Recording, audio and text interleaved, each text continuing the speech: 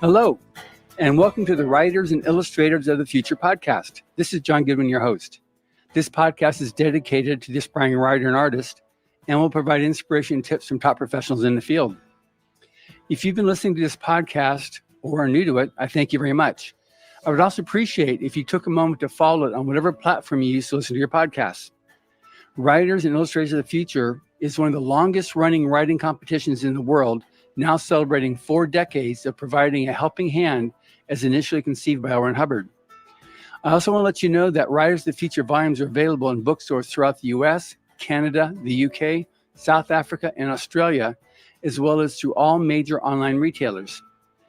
Today's guest is the Writers and Illustrators of the Future contest director, Joni Labaqui. She is the first of several interviews I'll be doing specifically related to the 40th anniversary of the contest. Welcome, Joni. Well, thank you for having me. Yeah, Joni was the very first guest on the podcast when we started this about 4 years ago. So it's only fitting, too, that as we celebrate 40 years, that you're going to be the first guest that I have in that recognition. So in actual fact, how long have you been the contest director? Well, in 1995 is pretty much when I came on board, let's say, real hands-on. I've been around since the beginning of the contest, Right. Since 1984. I was working in author services. So, at the time I was the receptionist. I remember guests coming in. I remember when Al just first walked in the door, but I wasn't really part of the contest at the time or running it. But of course, obviously I was helping. I was answering the phones and I was taking calls from Robert Heinlein and all kinds of wonderful people in this genre, and it was quite exciting. So it was great for me to be there at the launch, and it was obviously I considered it a complete and utter honor when I was asked to take over in 1995. So yeah, volume 11. That's when I came on, and that's. I've actually had the fortune of working with every single one of the coordinating judges of this contest very intimately, which we'll get into later. Absolutely. So we'll get into what it's like now, but what was it like then when you took over? What was the magnitude or scope of the contest at that time? Well, the internet had not yet taken off. That was another 5 years down the line. So, it was very interesting. Algis Budrys, the very first coordinating judge of the contest, he was going around to conventions quite a bit and promoting the contest. And that was great. We took all the different avenues available at the time, which were fanzines. Fanzines were going, and at that time still, obviously, because it was really the internet that changed things dramatically, which we'll get to shortly. But it's fascinating. We were just out there on all avenues, which at the time were mainly conventions and the fanzines. Good.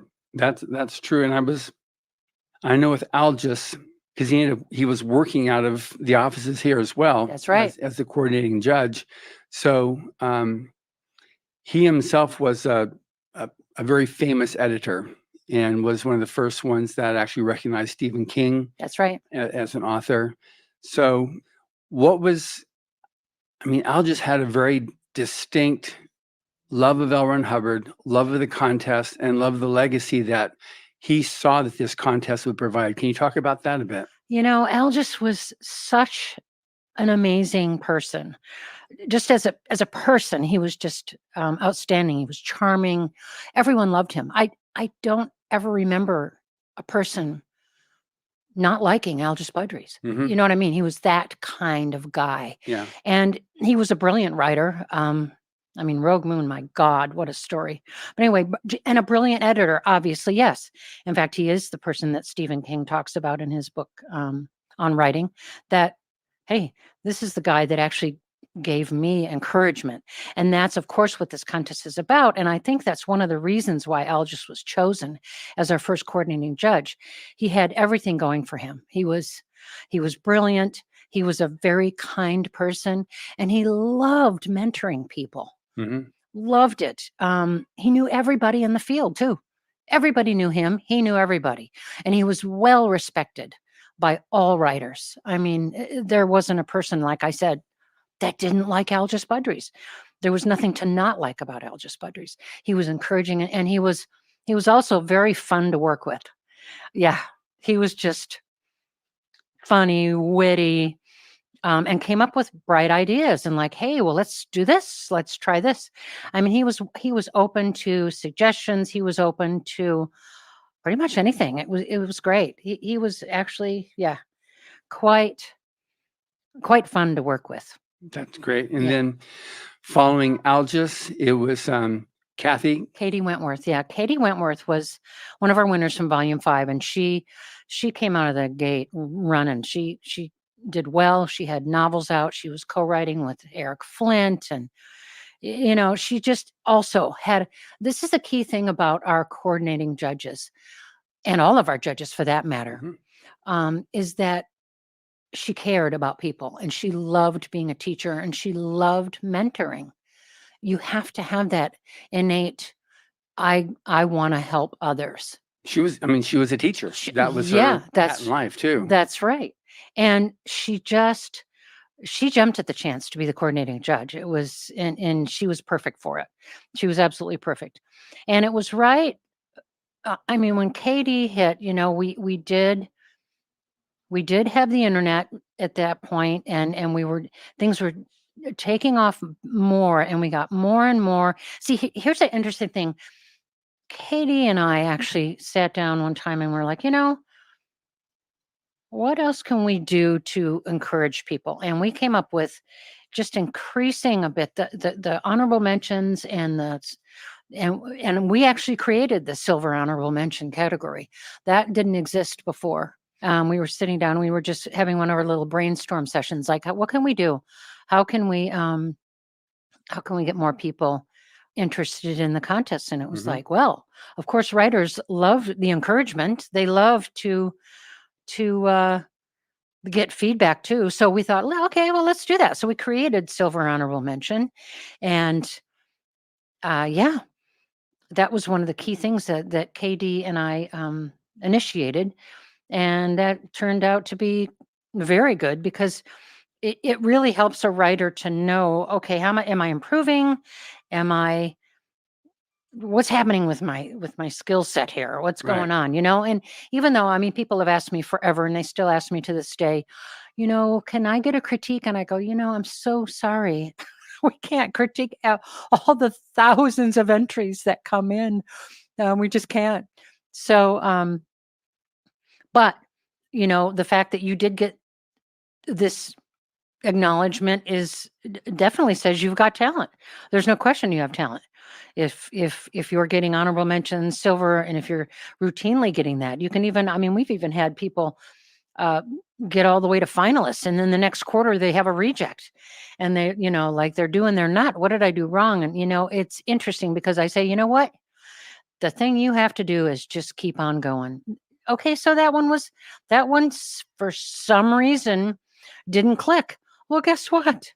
All of our judges get rejects too. They don't all get everything they've sent out in their entire career has been accepted with open arms. So that just goes with the territory.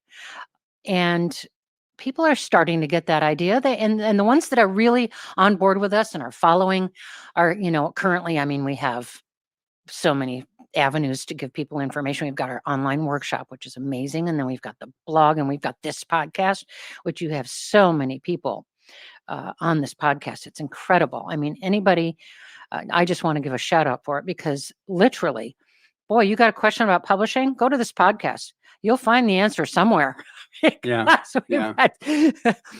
We've had so many interviews on this platform. It's incredible. But, and there's the blog. So in the blog, we have all kinds of former winners going on, giving tips. This is what I do. This is how I do this. This is how I handle this. We just have everything you need. So, but KD and I, that's what we did. And that was great. Yeah. Now, one thing I'd like to, before we go on to the next coordinating judge after Kathy, is you mentioned the internet. when we first started, we had like what 400, 500, 600 entries at the beginning when we were going. Very first quarter, there were 50. Okay, good. Yeah. Yeah. So, and they're from the U.S. and then they grew up probably Canada, but it wasn't so much international at that point because it was all, there was no internet. Everything was mailed in. Right. What was the impact with the internet and how did that escalate? Because now we've got entries from over 175 countries. That's right. In fact, it's 177 countries. I went through my files to have information so that everybody could get it here in this interview. But yeah, that's the thing. 177 countries. My God. And it's 17 countries we've had writer winners from, and 40 countries we've had illustrators from. Now that says a lot right there. That speaks for itself. I mean, that is how international we are, and that's how well we're known. It's funny because I do have a story about this. I'll never forget. It was probably the mid 2000s, and I'm sitting there, and I got this entry. It wasn't a winner. It was an entry, and it was from what? I've never heard of this place before. So I'm having to go, and I went on the internet, which there it was, and I plugged in this name, and oh my God, it's this little island in the middle of the Pacific. I'm like, what? Wow, we are really far reaching. And that was actually a pivotal point for me and my understanding of how far reaching we actually are. Because if somebody on this tiny little island in the middle of the Pacific who happens to have an internet, good, they're on the internet, they're searching, and they found us, which is, by the way, how a lot of people find out about this contest is surfing. They're online surfing, like, oh, contests, they're looking for contests, and boom, we pop up. There we are. Yeah, we're unavoidable. Everybody knows about us now.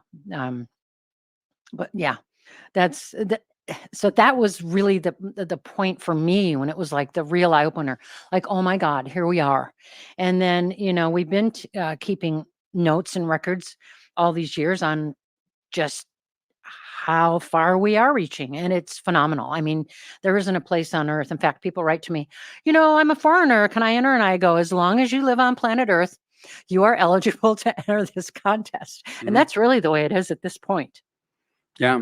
We've got, I think the one thing I remember, because I used to help out when I first, because I wasn't direct, I was involved with the publishing trade since year 2 of Writers of the Future. So I was involved from the publishing, distribution, and manufacture of Writers of the Future. Right. Not so much the contest side of it. But one thing I noticed when starting up Galaxy Press in 2002 and coming over to this building instead of Bridge Publications, which used to be the publisher, we'll always get you'd get these big envelopes with the art in it. I remember for the Illustrator contest, and because then you weren't able to submit art online. You'd have to make your copies and send them in.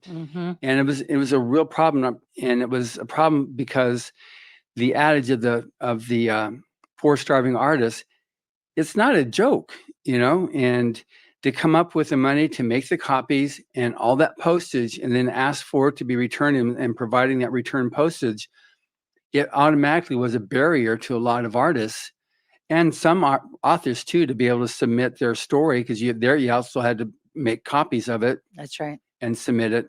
So what was that like then? And again, the change of the internet, how that impacted?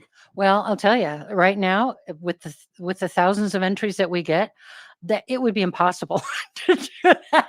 There was a time that I was in my office and I would have 15 to 20 bankers boxes worth of paper, and we were paying all the postage to mail it to Katie Wentworth, because she was in Oklahoma, right? When Algis was here. Yeah. Algis was here, so we didn't have to do that mailing. But oh my God, I just remember going.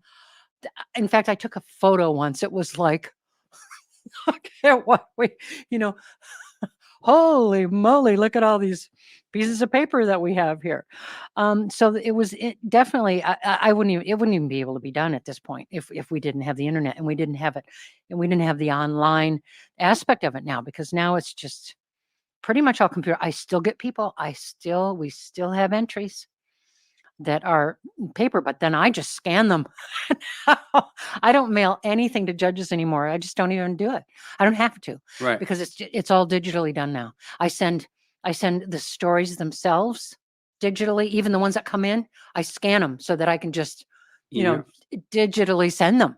And then same with the art. There are some people that are just diehard. No, I'm mailing it in. I want to mail it in.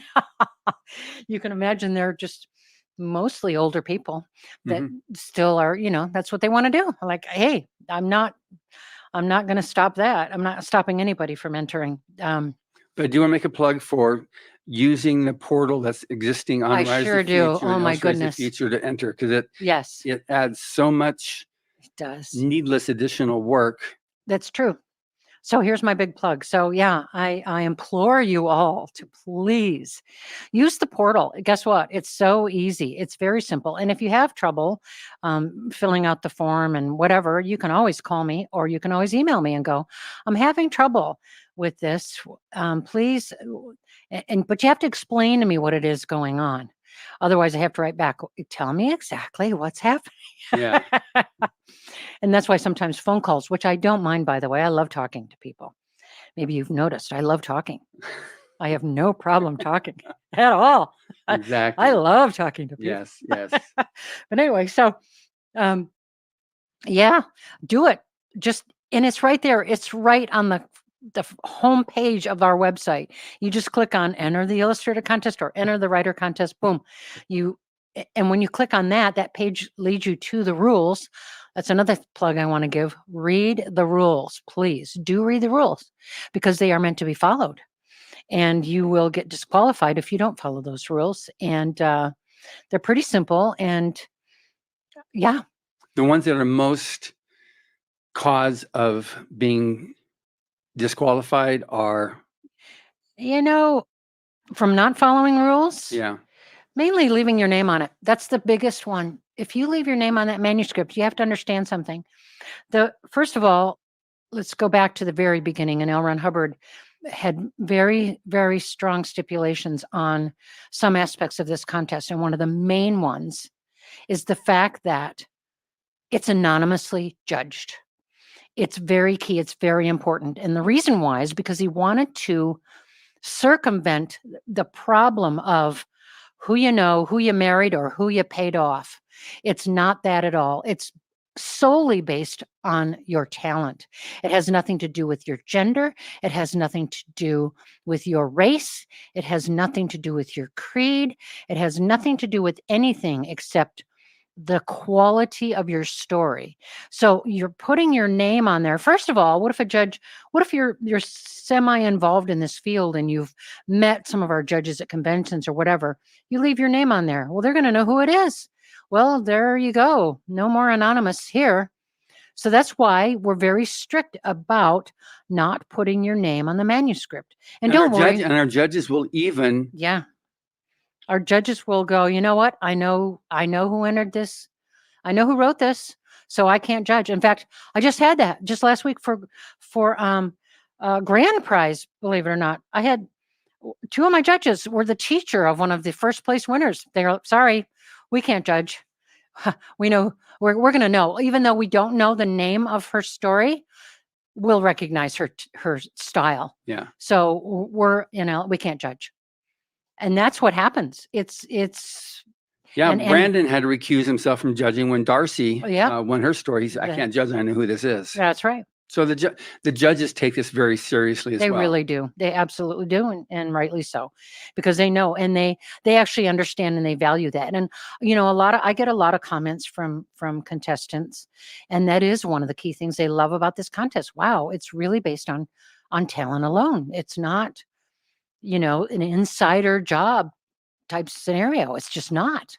Right. And you as contest staff and anybody here within the contest have no say at all on the judging. I have no say at all. It's so funny because I'll get people who obviously haven't read the rules and they'll send me this whole, I am a doctor of blah, and I'm a duh, and I've been teaching English and that, and I'm this and I'm that. So here you go. Here's my story. And I'm going, you know what? This makes no difference whatsoever, because this little write-up that you wrote isn't going to any judge. They're not going to see it.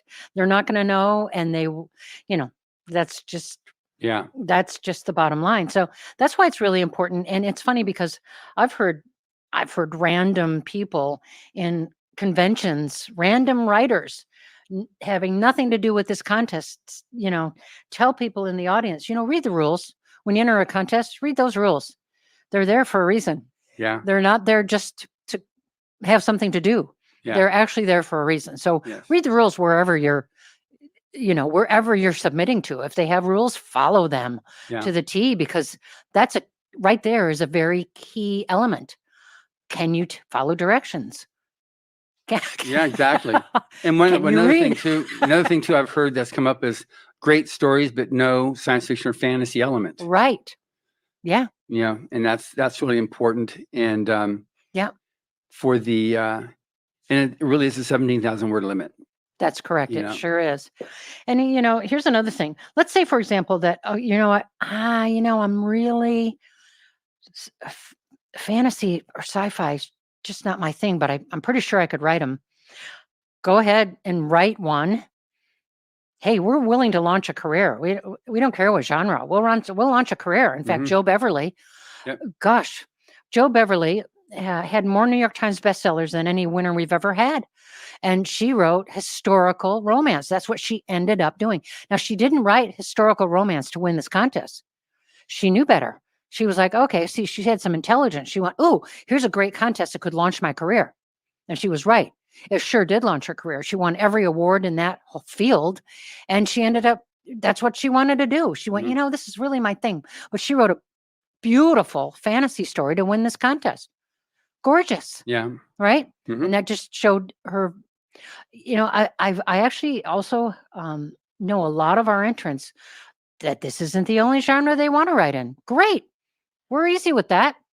Go for it. But don't submit something here that isn't, because it won't get it won't get read. It'll be like, this is rejected with comments. Wrong genre.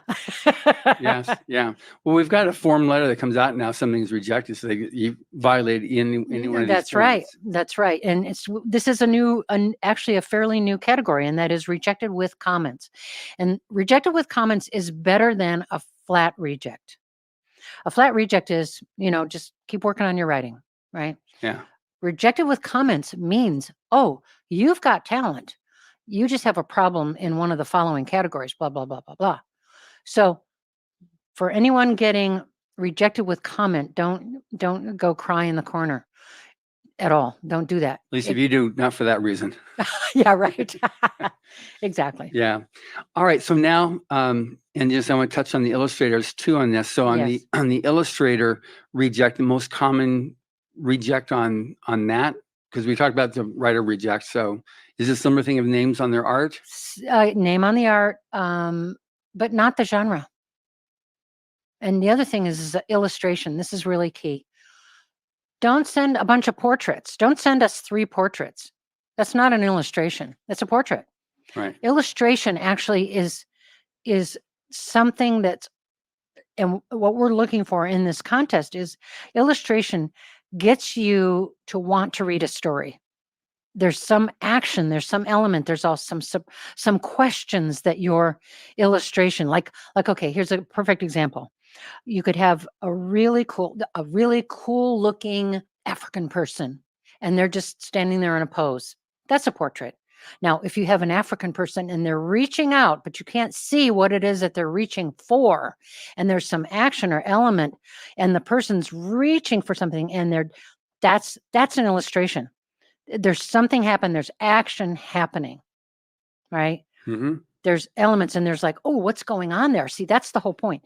Illustration, you're trying to create a mystery and a wonder. Like, what is that? Ooh, that's really cool looking. What's going on there? Well, gosh, I better read that story to find out, huh? Right. Because illustrations are within a story, which, for those of you not familiar with it, we have 2 contests here. We have a writer contest and an illustrator contest. After you have been chosen as a winner, what happens is you're assigned a story to read, one of the winning stories of one of the writers. So what you're looking for and what you're doing is you're going, okay, you're reading the story and you're going, what part of this story can I illustrate that will create the concept of I want to read the story? Like if a person sees that image, it makes them want to read it. Like, oh, what's going on there? That's the big question you're trying to create in an illustration, in a piece of art. What is happening there? I see it's beautiful and I see that it's really interesting, but what's going on? I don't know. I've got to find out. I've got to read that story. Right. And that's what illustration is. And that's what it's about. Which is like Kelly Freeze was just brilliant at that. And he was our first illustrator coordinating judge. Yeah. So we'll get back to Kelly. We've Sure. been on this digression loop. Now we're coming back now. So we finished Katie Wentworth. Now we're going to move on forward. So when following Katie, we got Dave Wolverton, David Farland. Farland. Yeah, Dave Wolverton, David Farland. Yes, same person. Yeah, Dave was also, what was so cool about Dave, he was actually very similar to Algis. Everybody loved Dave. Dave was just a good, just a easygoing, wonderful mentor, wanted to help others. And for those of you who didn't know, a little datum for you is that Dave was our third year grand prize winner. And this contest truly launched his career. And he wrote Dave Wolverton because he entered in one with a sci-fi story. Dave Wolverton was his sci-fi pen name. David Farland was his fantasy pen name because he wrote both and he wrote both brilliantly. And he had New York Times bestsellers in both genres. And here's another point. Algis Budrys said to me one time, Dave Wolverton, he's going places. And it was very similar to the Stephen King story, like Stephen King. He recognized talent. Algis was brilliant at recognizing, that guy's got chops. He's going to make it, right? Said the same about Dave. That guy's got chops. He's going to make it. That was very key. And Dave, but as a coordinating judge, I loved Dave. He was brilliant. He was brilliant at his critiques of the stories as well, because we do give critiques to our semi-finalists every single quarter of the contest, and that's 10. We give 10 people a semi-finalist nod, and they are the ones that get a critique. And Dave's critiques were just spot on. They were wonderful. I had wonderful comments from everybody on how great the critique was for them, how it helped them as a writer. Because, writers are wanting those critiques. There's no question. It's a very key aspect of everything. Anyway, so that was Dave, and it was delightful to work with him.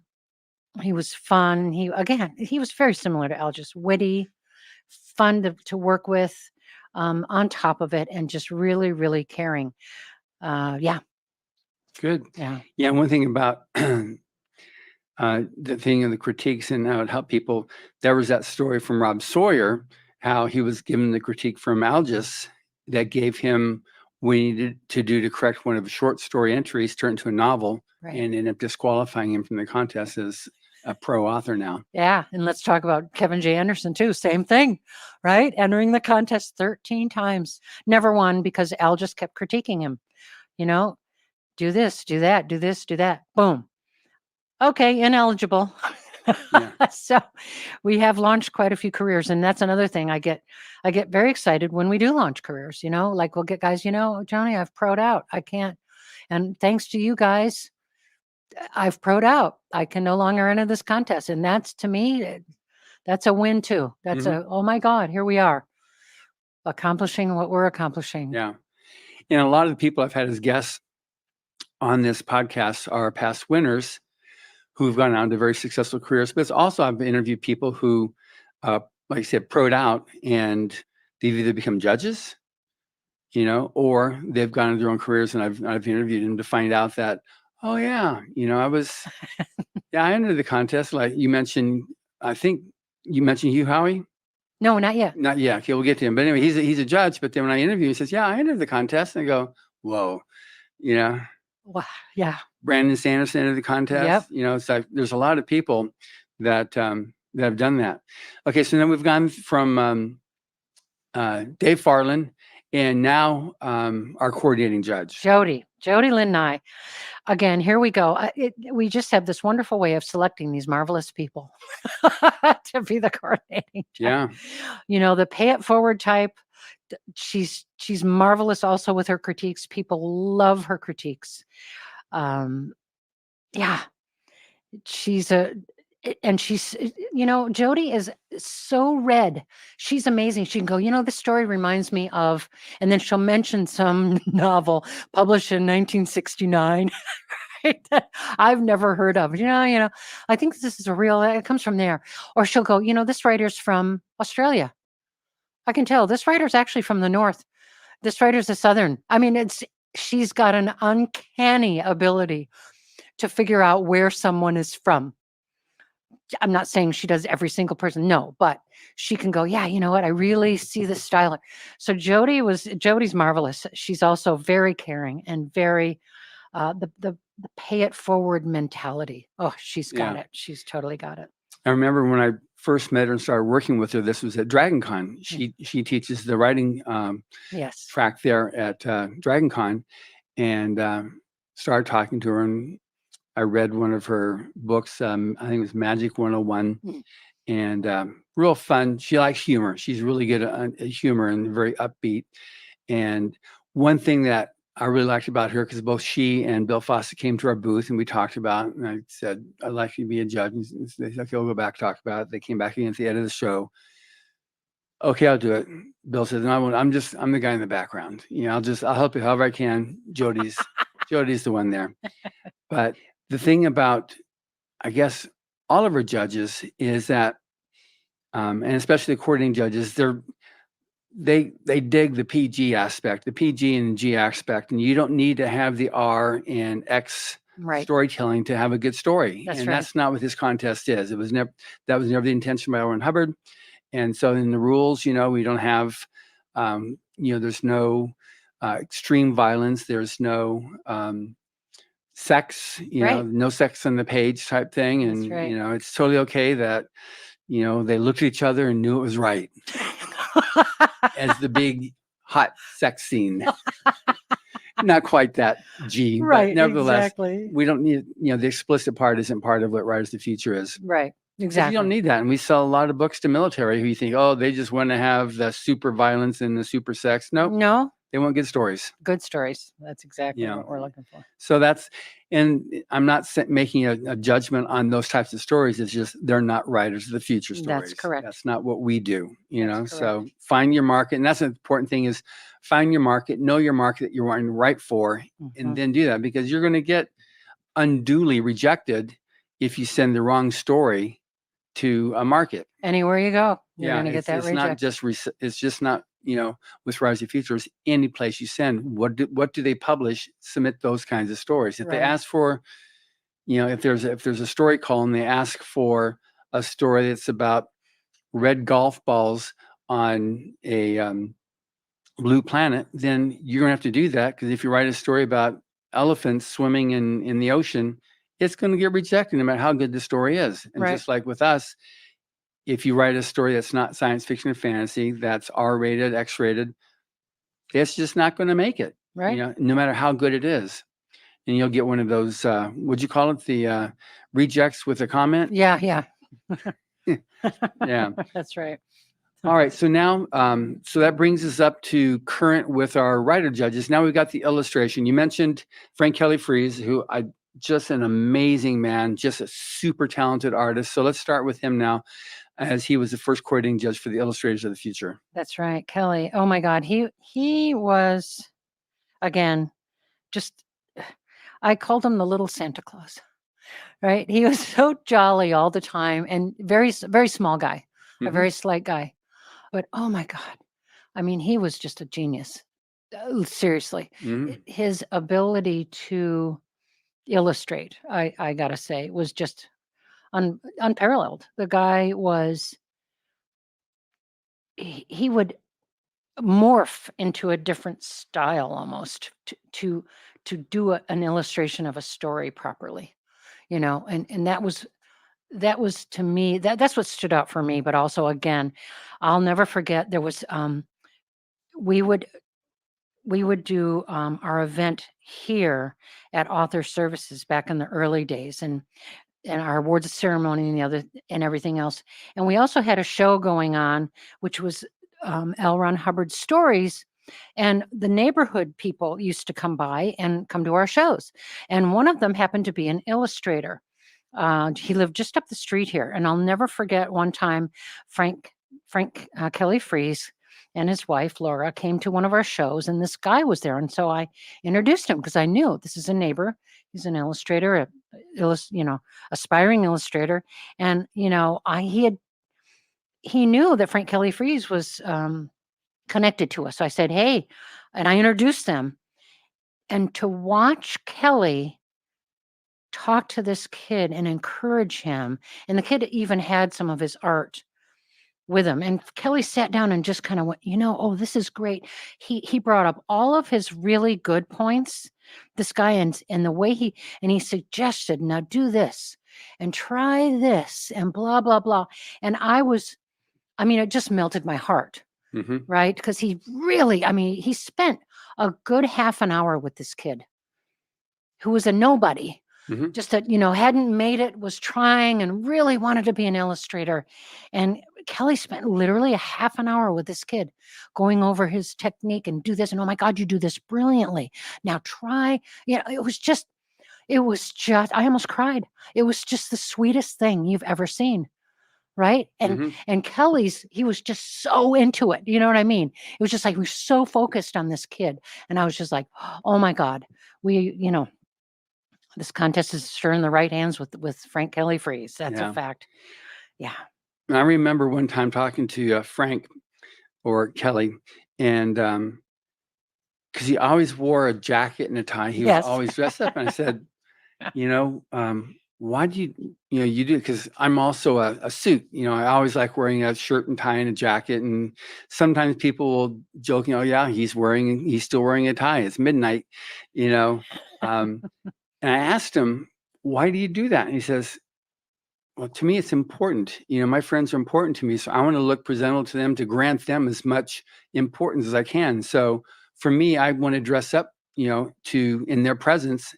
And it was a real, for him, a granting of their importance, that he was trying to do by dressing up. And he was, it was in an era of, the beatnik era, which has now become very commonplace. And it's, for him, he said, "No, it's important. It's my way to show respect to the people whether I'm meeting with him or I'm seeing there. And it's just, it's my way of doing that." I said, that was way cool that he did that. And that was very real to me. I don't run into that very often at all. Right. Anymore at all. And it's, but somebody asked me, like, "Why are you dressed like that?" And they're coming in their like t-shirts. And I said, "Well, this is an important group here. I'm going to, look good for you." Like, and I'm not trying to intimidate, but they go, that's really nice of you. Thank you." They feel special. Yeah. That's what he was trying to do. He really loved people that much. Right. Yeah.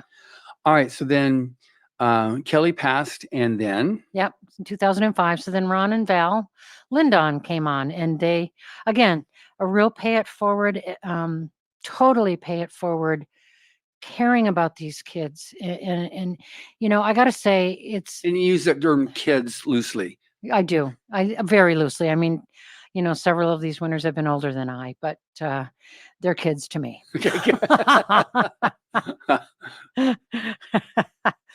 Well, now, especially now, not back then, but now, yes. Yes. Yeah. Most everybody is younger than me at this point, but there we go. That's beside the point. But yeah, Ron and Val, so they came in and did a splendid job all those years. And we kept growing, and we kept, they'd be out there on the beaten path when they were going places and, promote for us, which was marvelous. So then, so Ron and Val, and then Echo and Laz Chernick have been on board now for 5 years. They're also very, very pay it forward, want to help these guys. Echo's a wonderful, wonderful teacher herself. And what she does, you see, as the coordinating judge, what you do is you take the winning illustrators and you go, okay, good. Now, here's the story. I'm going to art direct you. And Echo is brilliant at art directing these winners, which is good because it actually is part of the process. We are trying to educate these people on the process of how do you work with people? How do you get a job? When you get a job, you're art directed. What do you do? How do you deal with that? And of course, they're getting the experience now. Mhm. So, and they couldn't be in a better person's hands. As I've been mentioning here, I just have to do a shout out to all of our judges. We're mentioning by name the coordinating judges, but I'm telling you, every single one of our judges are just marvelous people. And you can find them all at writersofthefuture.com. You can there's a tab for writer judges and another tab for illustrator judges. And you can see all the judges past and present with their bios and their photos and a link to their pages, which helps to let you know just to what degree we've got the best of the best. Yeah, we do. I mean, it blows people away, literally. I've heard people go on there and comment to me, "Oh my God, I had no idea." Mm-hmm. Oh my God, really? They were a judge? Oh my God, yeah, that's correct. And it's, yeah. One of the things, especially with the writer judges, it's been a real big point of, and that's not way with the illustrator judges, but with the writer judges, that they have a real strong penchant for paying it forward, for wanting to help coach and teach. That's right. It's a requirement Yeah. for them to even be asked to be a judge. That's right. We've had some great people and said, "Oh, you should have this person, you should have this person," and I'll have a conversation with them, and it's like, yeah, I think it's great what you're doing here, but I'm not so much into. I don't have time for helping. I don't have time for something. That's right. Cool. All right, that's good. And it just gets dropped right there. That's and right. we don't proceed any further because that's not the kind of person we want as our judge. That's exactly right. It's the total. I mean, it's what L. Ron Hubbard envisioned in the first place, right? It's like we are launching careers, and the way you do that is through encouragement.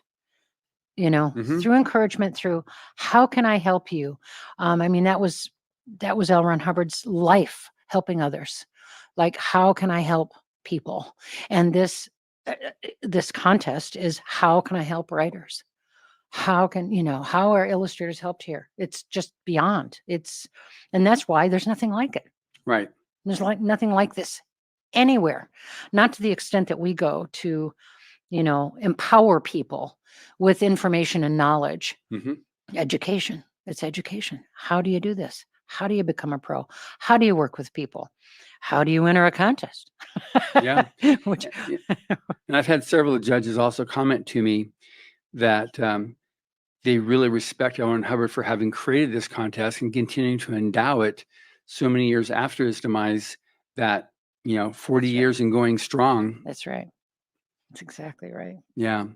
So now on for yourself as the contest director, what have been some of the highlights from your perspective of the contest? Either one. Okay. Well, for me, the biggest one for sure is the fact that the contest is achieving what L. Ron Hubbard set out for it to do.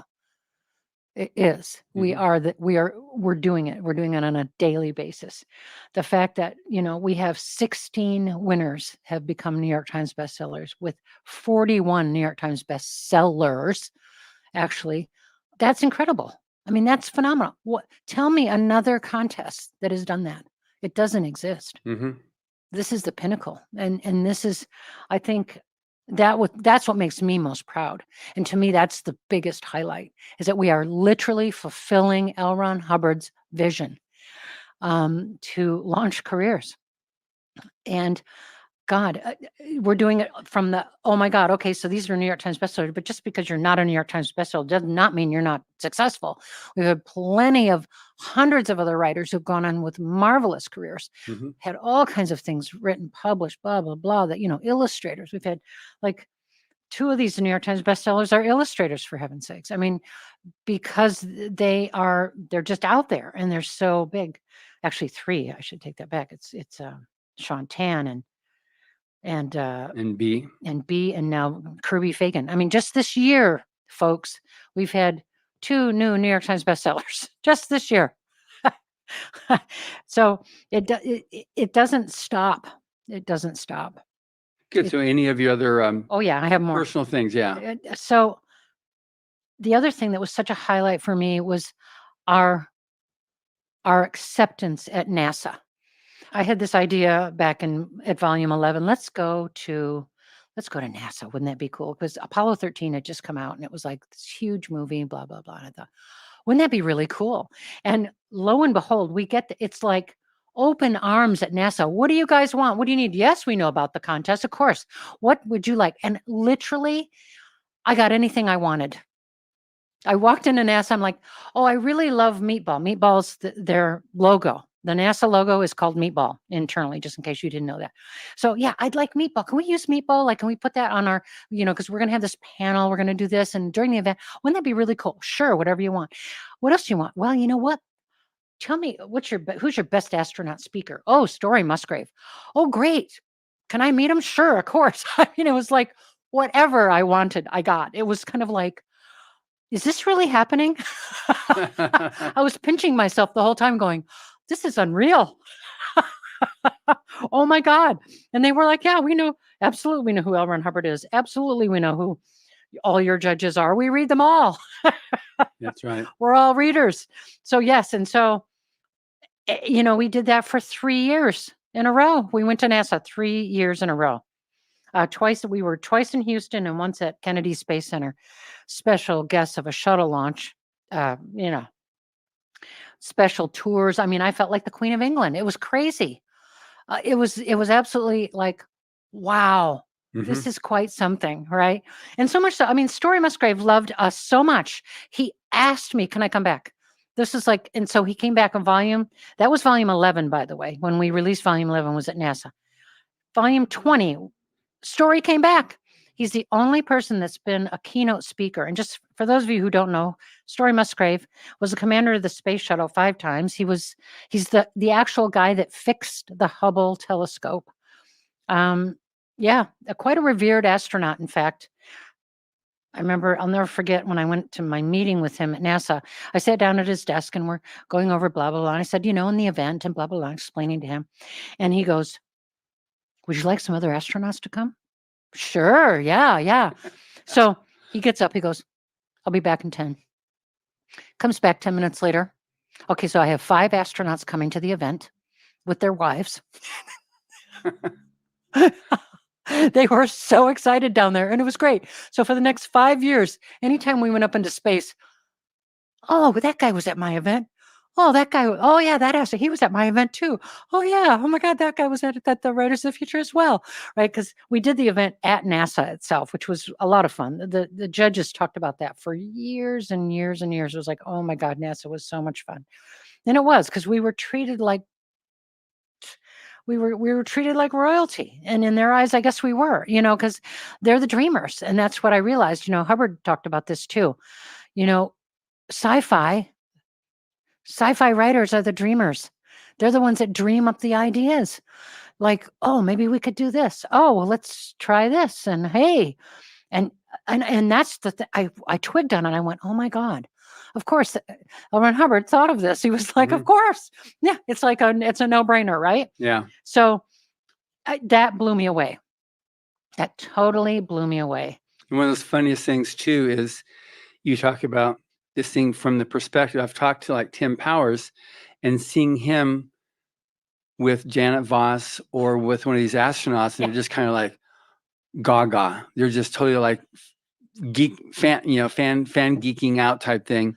And then the other way, you see the astronaut and they're like, Tim Powers. Exactly. Whoa. And they're totally fanboying out the other way. Exactly. It's just funny seeing from whichever viewpoint they totally love and respect each other. Exactly. It was actually it was a match made in heaven. It was very cool. So yeah, that I have to say that's probably Of course, the first one being L. Ron Hubbard and what we're achieving here. And secondly, the NASA thing was just like, what the hell? Yeah. Okay, good. So, Uh, so what have you observed as significant achievements for the contest in the 40 years of writers and 35 years of illustrators? Well, we really got to pull it back here to the products that we've achieved. 16 winners, 41 New York Times best-selling 16 New York Times novels. bestsellers and Yep. then 41 novels. Yeah. That's right. Entries from 177 countries on the planet. That's a lot of encouragement. That's a lot of reach. How about writer winners? 17 countries. We've had writer winners from. Illustrator winners, 40 countries. I mean, these facts speak for themselves. Mm-hmm. That tells you what you need to know. The reach of this contest, its significance and its footprint, in the genre. I mean, this